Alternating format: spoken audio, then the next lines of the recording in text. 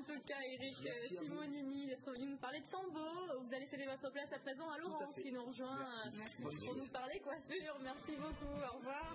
Et oui, après le Sambo, place à la coiffure avec Laurence. Ça n'a rien à voir, mais c'est pas grave. C'est que pas le chignon. Bonjour Laurence. Comment ça va? Très bien. Bienvenue en tout cas. Oui, content d'être là.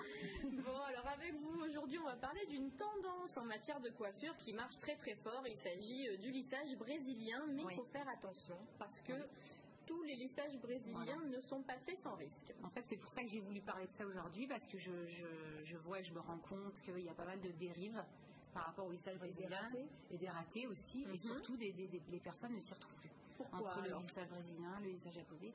Pourquoi? Parce que justement, il y a un problème qui s'est passé. Bon, maintenant, c'est vrai que ça va un peu mieux, mais on s'est rendu compte qu'il y avait un pourcentage dans des produits qu'on appelait lissage brésilien, avec un fort taux de formol. D'accord. Qui est, et le formol, quelles sont les conséquences pour les cheveux, par exemple? Ça les casse. Les cheveux sont cassés, les cheveux sont secs. Impossible de retrouver son cheveu d'avant. Pas du tout l'effet voulu du départ. Non, parce que l'effet voulu du départ, c'est un soin qui gagne le cheveu. On a un cheveu lisse, un cheveu beau, un cheveu brillant. Mais donc c'est vrai que moi j'ai eu affaire justement à des personnes qui viennent me voir et qui me disent pour réparer, mais c'est pas réparable. Non, c'est pas réparable. Et comment elles font les filles alors quand elles se rendent chez un coiffeur lambda qu'elles connaissent pas forcément? Est-ce qu'elles peuvent demander? Est-ce qu'il y a du formol, c'est ça? Oui, exactement. Dans le produit. Elles peuvent demander quelle marque et surtout elles se renseignent sur internet, parce que de toute façon des marques se sont fait taper sur les doigts par rapport à ça et maintenant ils sont obligés de mettre leurs composants sur toutes les marques. Donc au moins vous êtes sûr de voir. Ou même la personne, le coiffeur ou la coiffeuse montre le composant. C'est marqué, de toute façon c'est obligé, c'est obligatoire. Les conséquences? Elle a dit justement le fait d'avoir un gros pourcentage de formol, ça le rend cassant, ça le rend. Oui, complètement. D'accord. Voilà. On va peut-être regarder avec quelques photos que vous nous avez apportées, Laurence, justement, ce que devrait être le rendu idéal dans le lissage brésilien. Expliquez-nous un petit peu. Donc là, c'est la jeune fille avant-après. Voilà, exactement. Alors là, en principe, on n'a pas besoin de brushing, on sèche au doigt. Mais le lissage brésilien, il est adapté à qui? Aux personnes qui ont les cheveux frisés? Oui, frisés. Pas nécessairement. Frisés, moins frisés, ondulés. Pas crépus. Par contre, ça je le dis, crépus, c'est un peu trop quand même. Donc c'est vrai que, mais une frisure soutenue quand même. C'est vrai qu'on peut aller jusqu'à une frisure bien soutenue. Et on peut après se sécher les cheveux, le rendu est idéal.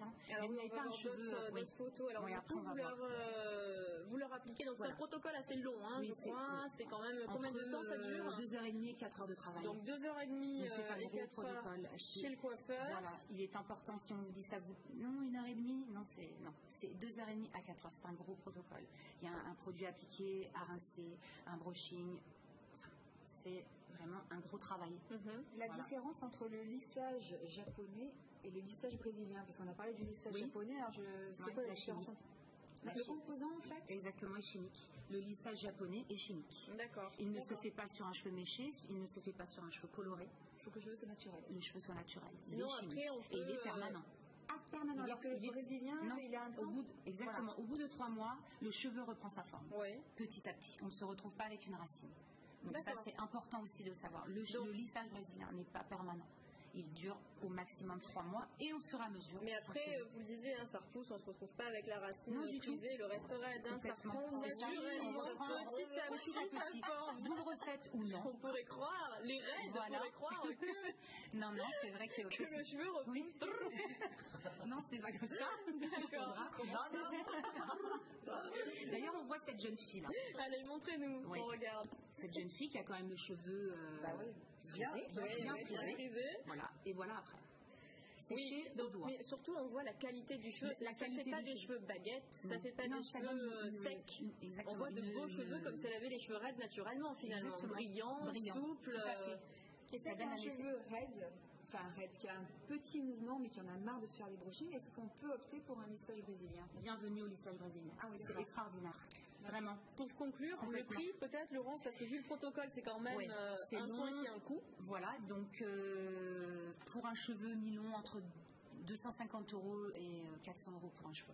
D'accord. C'est vrai que ça peut paraître cher, mais si c'est bien fait. Pour de leur boucle. Voilà, si c'est bien fait dans les règles.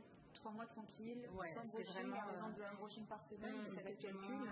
Vous pouvez vous sécher les cheveux, ça ça change la vie. Ça change la vie. Merci beaucoup, Laurence. On a vu le nom de votre salon, bien évidemment, Tokoya, 80 rue Paradis à